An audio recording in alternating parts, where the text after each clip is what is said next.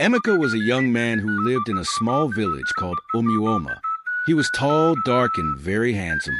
People said his smile could make the sun jealous. Women in the village always giggled when they saw him, and the men envied his broad shoulders and strong arms. But Emeka had one big problem. He was very poor. He couldn't afford nice clothes or even good food. He worked on people's farms to survive, but it was never enough. "I am tired of being poor," Emeka would say to himself. "I need to find a way to live a good life." One day, Emeka's friend, Chitty, told him about the big city, Lagos. "There are many rich people there," Chitty said. "You can find a job or maybe even a rich wife." Emeka laughed at the idea of marrying a rich woman. "Who will marry me? I don't even own a bicycle," he said. But deep down, the idea stayed in his mind. The next week, Emeka borrowed some money and traveled to Lagos. He stayed with Chitty, who lived in a small room in a crowded part of the city. One afternoon, Emeka went to a fancy restaurant to look for work. There, he met Madame Clara. She was an old, rich woman with expensive jewelry and a big car. She looked lonely as she ate her food. Emeka, being the charming man he was, walked up to her. "Good afternoon, Ma," he said with a smile. "You have the most beautiful smile I've ever seen." Madame Clara laughed. She had not been called beautiful in many years. "What's your name, young man?" she asked. "My name is Emeka, Ma," he replied. From that day, Madame Clara and Emeka started talking. She liked how respectful and kind he was, and soon they became friends. One night, Chitty asked Emeka, "Why are you always with that old woman? Do you like her?" Emeka shook his head. "No, but she is very rich. If I marry her, I will never be poor again." Chitty laughed loudly. "You marry an old woman? You must be joking." "I am serious," Emeka said. "This is my chance to live the good life." One evening, Madame Clara surprised Emeka. "You know, Emeka," she said, "I like you very much. You are kind and handsome. I want you to marry me." Emeka pretended to be shocked. "Me? Marry you? But you are too kind to me." Madame Clara smiled. "You deserve it. I will take care of you." Without thinking too much, Emeka said yes. In his mind, he thought about the cars, houses, and money he would enjoy. The wedding was small but beautiful. Madame Clara wore a white dress, and Emeka wore a black suit. Many people whispered and laughed behind their backs. "Why is such a young man marrying an old woman?" they asked. But Emeka didn't care. He now lived in a big house with servants and a swimming pool. Emeka's new life was like a dream. He had expensive clothes, ate delicious food, and even traveled to other countries. But there was one problem. Madame Clara controlled everything. She told him what to wear, where to go, and who to talk to. "Why do you always tell me what to do?" Emeka asked one day. "Because you are my husband, and I must take care of you," she replied with a smile. One day, while exploring the big house, Emeka found a locked room. "What is inside this room?" he asked one of the servants. The servant looked scared. "That room is Madame Clara's secret. Don't ever go inside," she whispered. Emeka became curious. What could she be hiding? He wondered. That night, Madame Clara called Emeka. "I heard you were asking about the locked room," she said. Her voice was calm but serious. "Never go there, Emeka. Some things are better left unknown." Emeka nodded, but in his heart, he knew he had to find out. One afternoon, Emeka saw Madame Clara leave the house. He quickly searched her room and found a small golden key. This must be for the locked room, he thought. With the key in his hand, he stood in front of the mysterious door. His heart was beating fast. "Should I open it?" he asked himself. He took a deep breath and turned the key. Emeka opened the door slowly, his hands trembling. The room was dark and smelled like old wood. He found a switch and turned on the light. What he saw left him frozen. Inside were dozens of old photographs and dusty boxes. The photos were of Madame Clara with different young men, all looking as handsome as Emica. But there was something strange, none of them were smiling in the later pictures. He picked up one photo where Madame Clara stood beside a man who looked terrified. "Who are these men?" Emica whispered to himself. At the back of the room, there was a large chest. Emica opened it and found stacks of money, gold jewelry, and documents.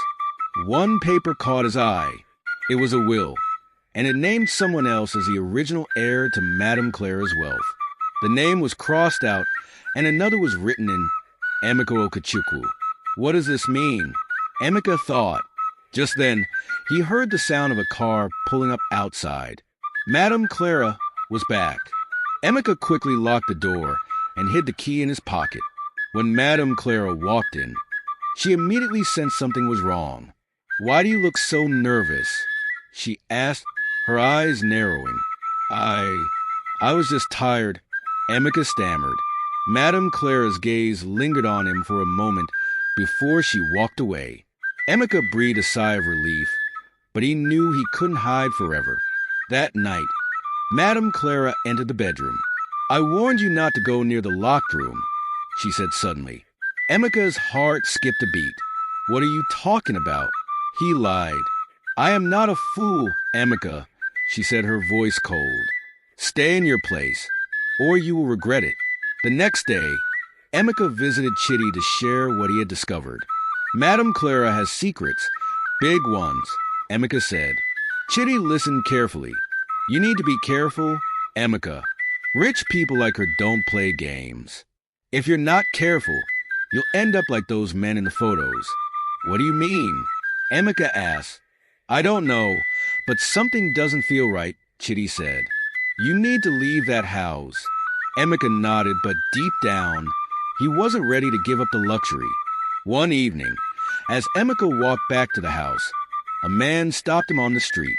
He was old and frail, but had piercing eyes. "Are you Madame Clara's new husband?" the man asked. "Yes." "Why do you ask?" Emica replied.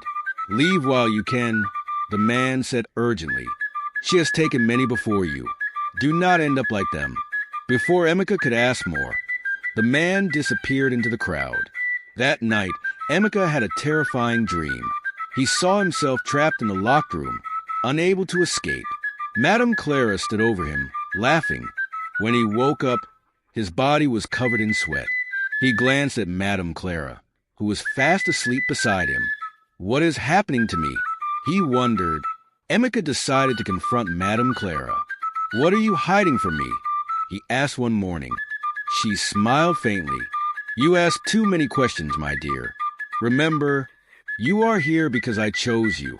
Emica felt trapped. He called Chitty again. "I don't know what to do," he admitted.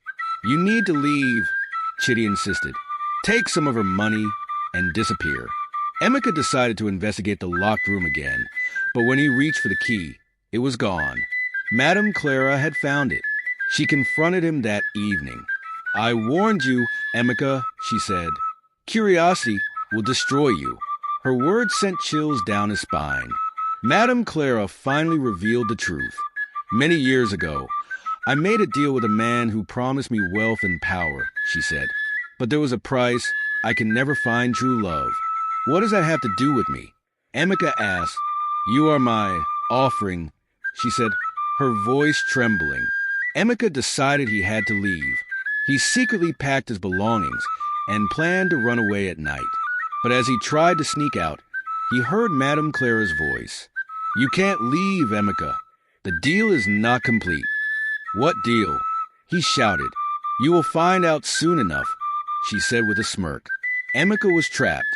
Madame Clara took him to the locked room and opened it. Inside, he saw an old book with strange symbols. "This book controls everything," she said. Emica tried to grab it, but Madame Clara was faster. "You belong to me now," she said, her eyes glowing red. Emica stood frozen as Madame Clara's eyes glowed an unnatural red. The book she held looked ancient, with strange symbols and words written in a language he couldn't understand. "You're mine now," she said, her voice echoing in a way that chilled Emica to his core. I don't belong to you or anyone, Emica yelled, summoning every ounce of courage he had. He lunged for the book, but Madame Clara waved her hand, and an invisible force threw him across the room. You don't understand, she said, walking toward him. This book holds the contract Baba Maya created. It's the reason for my wealth, my power, and your life. What do you mean? Emica asked, his voice shaking. She smirked. You'll see soon enough. That night, Emica couldn't sleep. The memory of the glowing eyes and the book haunted him. He decided to confide in Chitty again. When he told Chitty everything, his friend looked terrified. Emica, you're in serious danger. You need someone who understands spiritual matters. Chitty introduced Emica to an elder in their village, Baba Ikena, known for his wisdom and knowledge of ancient traditions. After hearing Emica's story, Baba Ikena sighed. The book binds her to the deal, but it also binds you. If you want to break free, you must destroy the book. How do I destroy it? Emica asked eagerly. You will need courage and faith, Baba Ikena replied, but be warned she will fight to protect it. When Emica returned to the mansion, Madame Clara was waiting for him. Where have you been? She asked, her voice sharp. Nowhere, Emica lied. Madame Clara laughed coldly. You think you can escape me? I know where you've been, and I know what Baba Ikena told you, but it won't work. For the first time, Emica saw fear in her eyes. You're not just a woman, are you? He asked. Madame Clara smiled faintly. I stopped being just a woman the day I made the deal with Baba Maya. That night, Emica had another strange dream. He saw Baba Ikena holding the book and chanting. Suddenly, the book burst into flames, and Madame Clara screamed as she disappeared into the darkness. When Emica woke up, he realized the dream was a sign. He needed to act quickly. Emica returned to Baba Ikena with Chitty. The elder prepared a ritual to protect Emica from Madame Clara's powers. This ritual will give you strength, Baba Ikena said, sprinkling herbs and chanting ancient prayers. But remember, the final battle is yours to fight. Emica felt a strange warmth spread through his body. I'm ready, he said. Emica returned to the mansion and confronted Madame Clara. I know the truth about you in the book, he said. Your power is tied to it, and I will destroy it. Madame Clara laughed. You're braver than the others, but bravery won't save you. She summoned the book with a wave of her hand. This book is my life. If you destroy it, you destroy me. I'll take that chance, Emica said. Madame Clara's eyes glowed red as she attacked Emica with a force that felt like a hurricane. Emica dodged and grabbed the book, but it burned his hands. You can't win, Madame Clara screamed. Emica thought of the elder's words and began to chant the prayer Baba Ikena had taught him. The room filled with light, and Madame Clara screamed in agony. As Emica chanted, the book began to glow. Suddenly, images appeared on its pages, showing the lives of all the men Madame Clara had taken before him. Their spirits seemed to rise from the book, pleading for freedom. Let them go, Emica shouted. Madame Clara collapsed to the ground. You don't understand, she whispered. Without them, I'm nothing. Emica summoned all his courage and threw the book into the fire. Madame Clara screamed as the flames consumed the book. The mansion began to shake, and the spirits of the trapped men surrounded her. Please, Madame Clara begged. Don't do this. But Emica stood firm. This is for all the lives you ruined. With a final scream, Madame Clara disappeared, and the mansion fell silent. When Emica opened his eyes, he was lying outside the mansion's ruins. Chitty and Baba Ikena stood over him, smiling. Tea's over, Baba Ikena said. Emica felt a wave of relief, but also sadness. He had lost everything Madame Clara gave him, but he had gained his freedom. What will you do now? Chitty asked. I'll start over, Emica said. But this time, I'll build my life the right way. Emica stood outside the ruins of the mansion, staring at the ashes of his past life. The memories of Madame Clara and her mysterious power haunted him. but he felt a strange sense of relief. Chitty placed a hand on his shoulder. "What's your plan now?" "I'll rebuild my life," Emica replied. "Even if it takes years, I'll learn everything honestly this time." Baba Ikena nodded. "You have learned a valuable lesson, my son. True wealth comes from integrity and hard work, not shortcuts." Emica decided to return to the village, where he could start fresh. When Emica arrived at his village, he was greeted with mixed reactions. Some people welcomed him back warmly, while others whispered about his time with Madame Clara. "Did you hear? He lived in a mansion but lost everything," one woman said. Emica ignored the gossip and focused on reconnecting with his family. His mother, who had prayed endlessly for his safety, embraced him tightly. "You're home, my son," she said, tears streaming down her face. Emica felt a renewed sense of purpose. To start over, Emica found work at a small farm owned by an elderly couple, Mama Nkechi and Papa Obina. The work was tough, but it gave him a sense of satisfaction. "You're a hard worker, Emica," Papa Obina said one day. "With determination like yours, you'll go far." Emica saved every naira he earned, dreaming of one day starting his own business.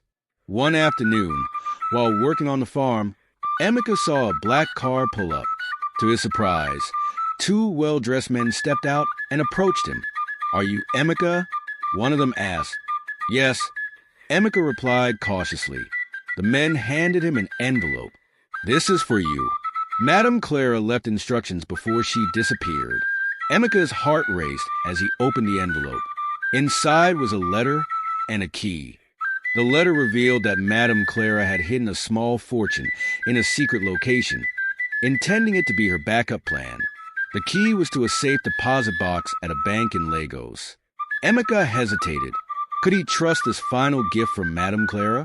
After much thought, he decided to investigate. "If this money is clean, I'll use it to start my new life," he told Chitty. Emica traveled to Lagos with Chitty by his side. The city's bustling streets reminded him of his time with Madame Clara, but he pushed those memories aside. At the bank, the manager led them to the safe deposit box. When Emica opened it, he found a significant amount of cash and a handwritten note. "Emica, this is my way of making amends. Use it wisely." Emica felt a mix of emotions: gratitude, suspicion, and unease. With the money, Emica returned to the village and started a small poultry farm. He named it New Dawn Farms to symbolize his second chance at life. The farm quickly gained popularity, and Emica became a respected figure in the community. People admired his hard work and determination. "You've changed, Emica," Mama Nkechi said one day. "You've become a man of integrity." One evening, as Emica was closing the farm, a stranger appeared at the gate. The man wore a dark agbada, much like the figure Madame Clara had described in her story. "I see you rebuilt your life," the stranger said with a smirk. Emica felt a chill run down his spine. "Who are you?" The man's eyes glowed faintly. "Let's just say I'm someone who keeps track of deals and broken promises." The stranger revealed that Madame Clara's deal with Baba Maya had consequences that extended beyond her disappearance. "By destroying the book, you disrupted a balance," he said. Emica clenched his fists. "I didn't ask for any of this. I just wanted my freedom." The man nodded. "But freedom comes at a cost. Be careful, Emica. You've caught the attention of forces you don't understand." Despite the stranger's warning, Emica refused to live in fear. He continued working hard on his farm, focusing on building a life of honesty and kindness. One day, Chitty visited him and said, "You've come so far, Emica. Don't let anyone or anything take this away from you." Emica smiled. "I won't. No matter what happens, I'll stand firm." But deep down, he knew the battle was far from over. Emica woke up one night to the sound of footsteps outside his house. Peering through the window, he saw a figure cloaked in shadows. The person didn't approach but stood at a distance, watching. The next morning, Emica found strange symbols drawn in the dirt near his front door. His heart sank as he recognized one of the symbols from Madame Clara's mansion. "Are they following me?" he whispered to himself. He decided to visit Baba Ikena for guidance. At Baba Ikena's hut, Emica described the symbols. The old man's face darkened. "These are marks of the unseen," he said gravely. "They mean someone or something is watching you. What do I do?" Emica asked, panic in his voice. Baba Ikena handed him a small pouch filled with herbs and charms. "Hang this above your doorway and pray. Whatever force is after you, this will hold them at bay for now." Emica returned home and followed Baba Ikena's instructions. But the feeling of being watched didn't go away. A few days later, Emica noticed something strange happening on his farm.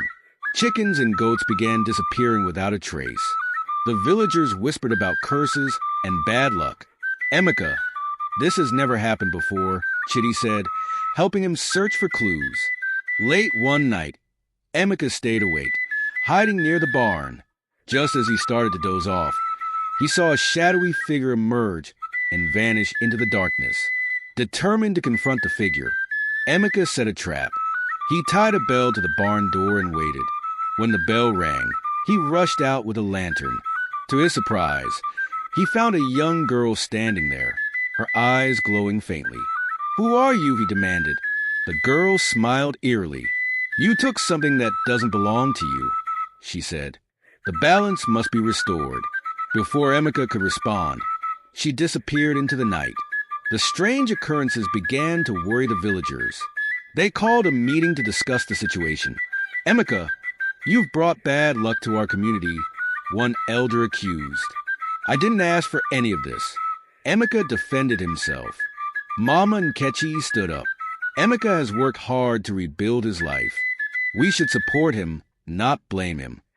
What will happen next in Emica's story? Will the village council find a way to resolve the tension? Or will Emica's fate take an unexpected turn? Share your thoughts in the comments below. Don't miss part 2. Make sure to like, subscribe, and turn on the notification bell so you're the first to see how the story unfolds. Stay tuned for more African tales full of wisdom, courage, and community spirit.